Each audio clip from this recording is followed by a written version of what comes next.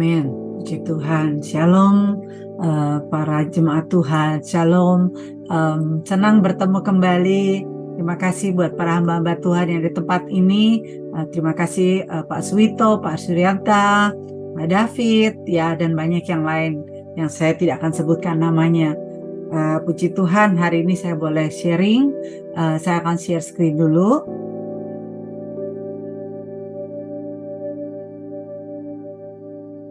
Ya. Ya, judul daripada perenungan kita pada pagi hari ini adalah Berikanlah kami kasih karunia-Mu. Ya, saya rasa setiap kita butuh kasih karunia Tuhan. Ya, kita orang yang berdosa, karena kasih Tuhan, Dia sudah menyerahkan anaknya yang tunggal supaya ada jaminan keselamatan ketika Dia mati di kayu salib, supaya setiap orang yang percaya akan memiliki keselamatan.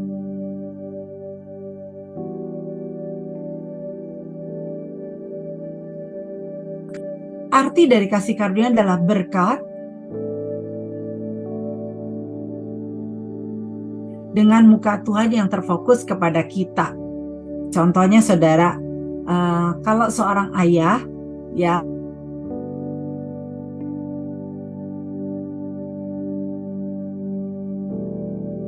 saya minta dibeli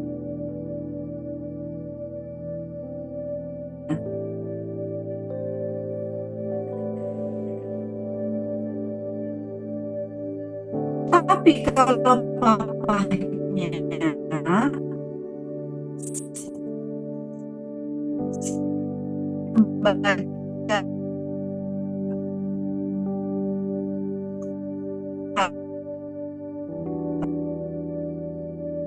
tapi kadang-kadang seorang pria itu suka baik. Saya kembali. Oke.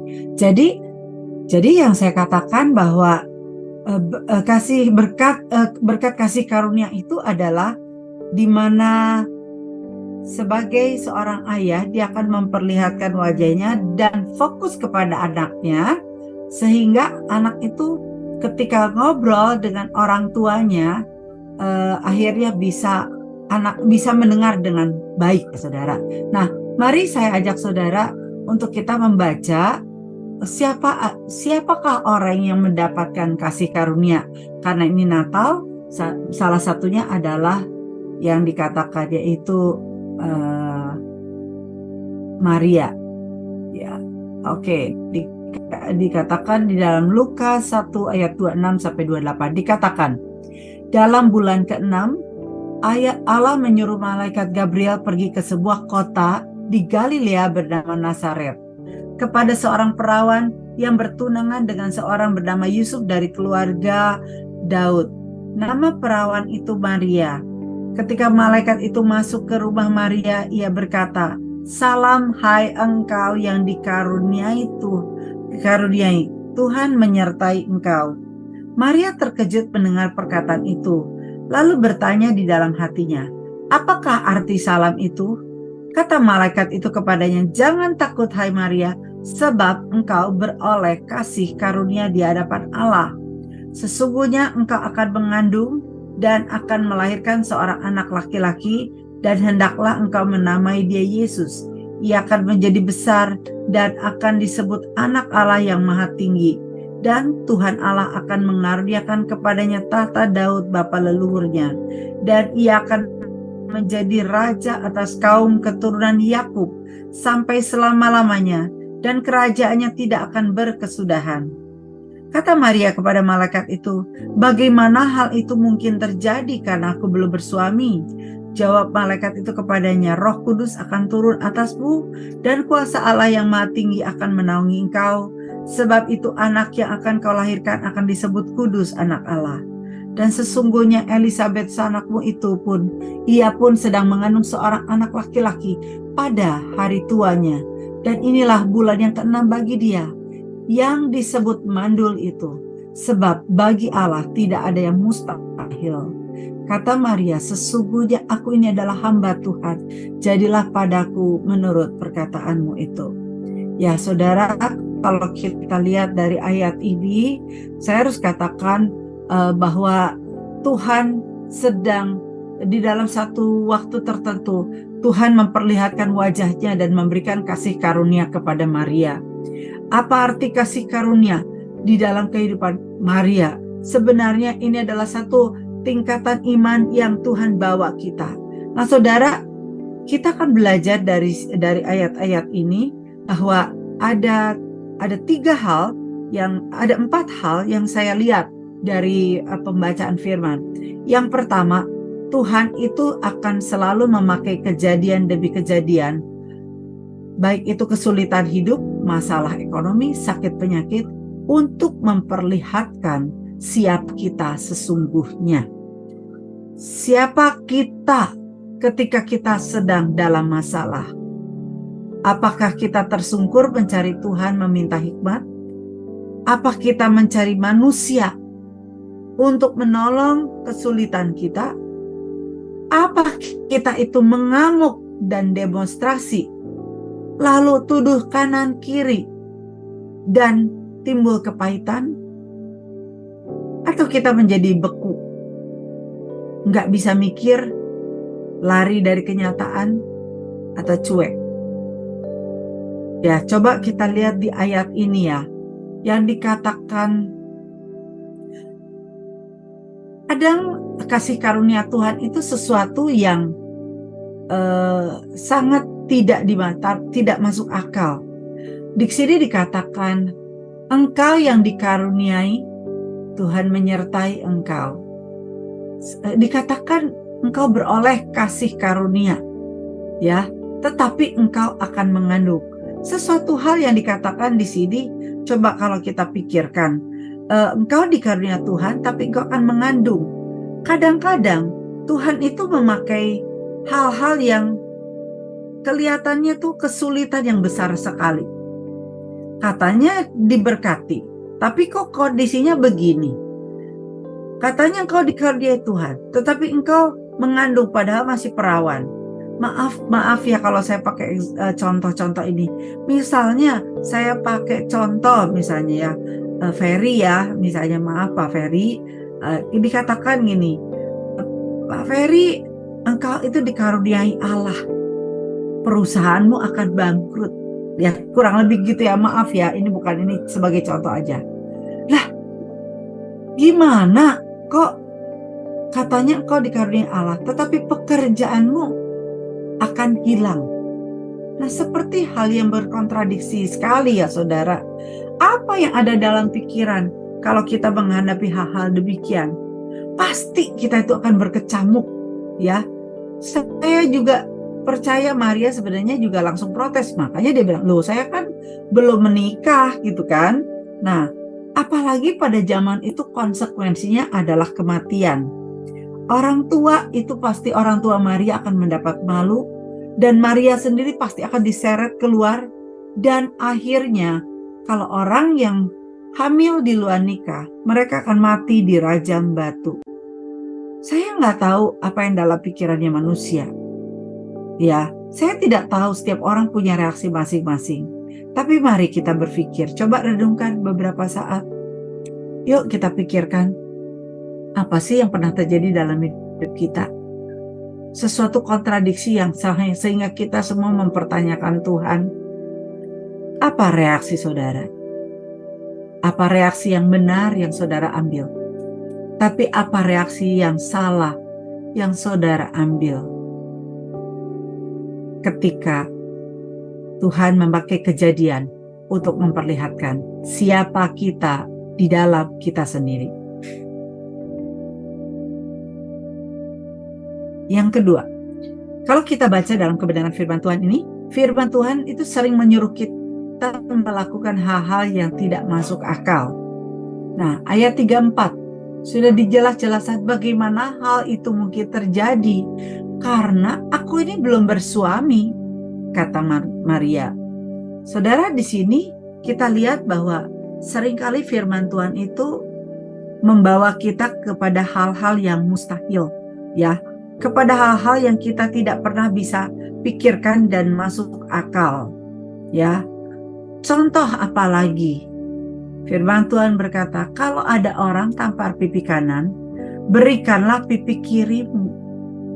Nah, kalau di dunia ini kan bilangnya berbeda. Kalau kamu tampar pipi kanan, ya kamu balas gitu kan.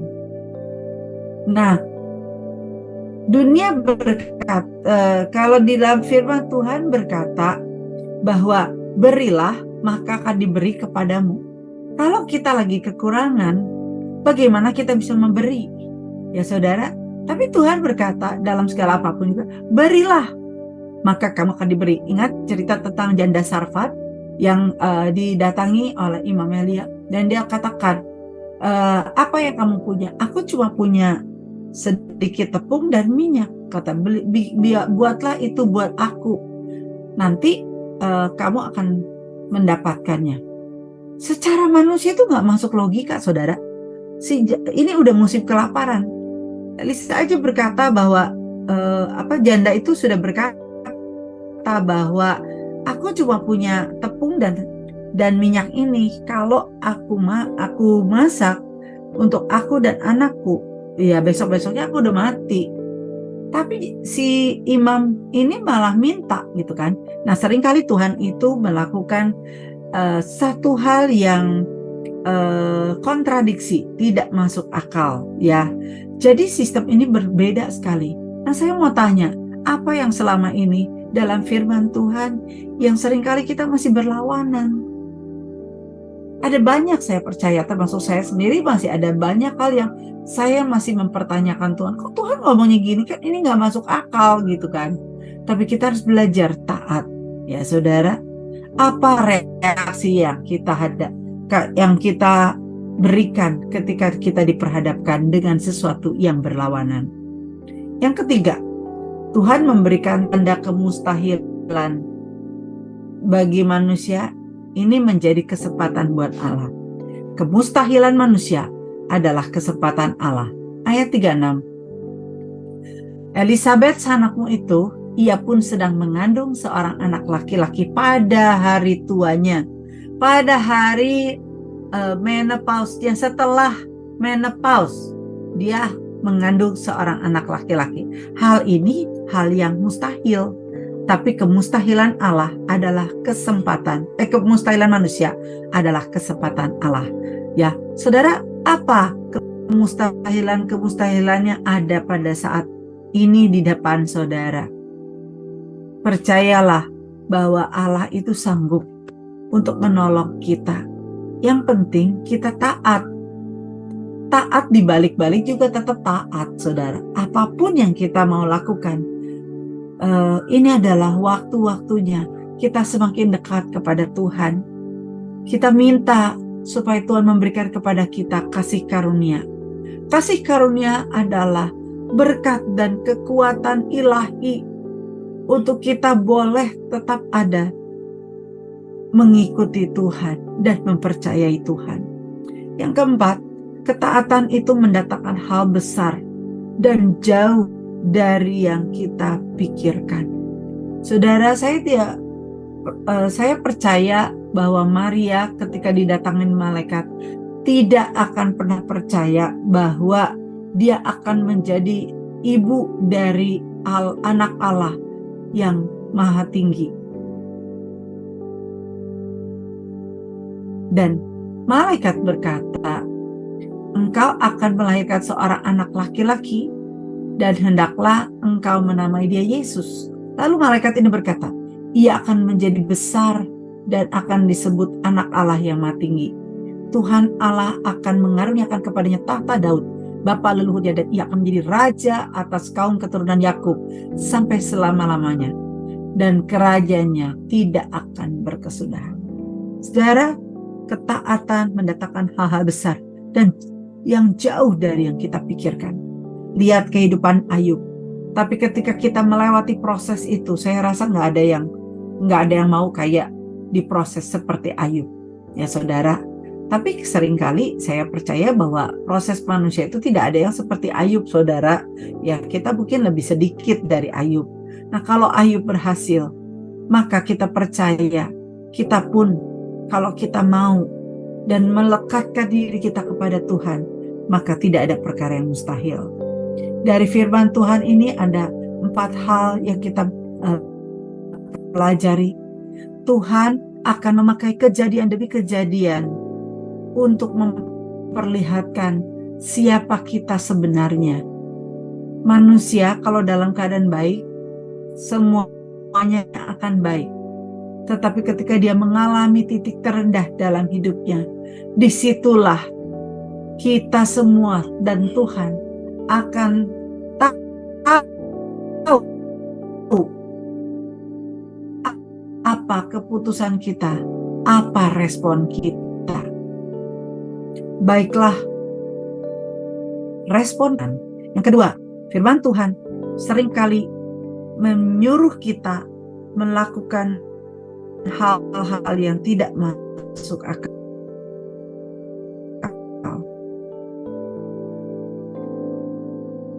Maukah kita belajar untuk tetap taat kepada firman Tuhan? Ya, Tuhan memberikan kepada kita satu keyakinan bahwa kemustahilan Allah. Apa yang mustahil, saudara? Mendatangkan hal-hal yang besar dan jauh dari yang kita pikirkan kalau kita taat. Mari saudara, saat ini kita akan berkata kepada Tuhan, Tuhan, berikanlah kepada kami kasih karunia-Mu, supaya di dalam segala masalah kehidupan kami, biarlah kekuatan ilahi ada pada kami. Menghadapi masa depan, di depan kami mempercayai Tuhan akan menyertai kami. Immanuel. Amin. Saya serahkan kepada hamba-Nya. Terima kasih.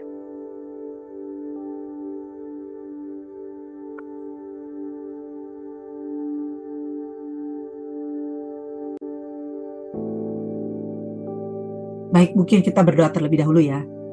Yuk kita berdoa. Bapa, kami mengucap syukur Tuhan baik dalam hidup kami. Tuhan, hari ini kami ingin seperti Maria, Tuhan. Engkau menyinari kami dengan wajah-Mu dan memberikan kasih karunia kepada kami semua. Baiklah Tuhan, Engkau menjadikan kami seperti yang menjadi kehendak-Mu. Tuhan, pakai kami untuk supaya kami boleh menjadi alat perpanjangan tangan-Mu dan untuk karya-karya-Mu yang besar di muka bumi ini. Oleh sebab itu Tuhan, tolong kami untuk senantiasa erat melekat kepada Tuhan, tidak meninggalkan Engkau, dan kami tidak bersungut-sungut kepadamu di dalam segala kejadian hidup kami. Tetapi kami mempercayai Tuhan mempunyai maksud yang terbaik dalam kehidupan kami. Kami serahkan semuanya dalam nama Tuhan Yesus. Biarlah firman-Mu sudah selesai dibicarakan, tetapi Tuhan yang mengingatkan kami untuk kekuatan Tuhan pada kasih karunia itu. Di dalam nama Tuhan Yesus, haleluya. Amin.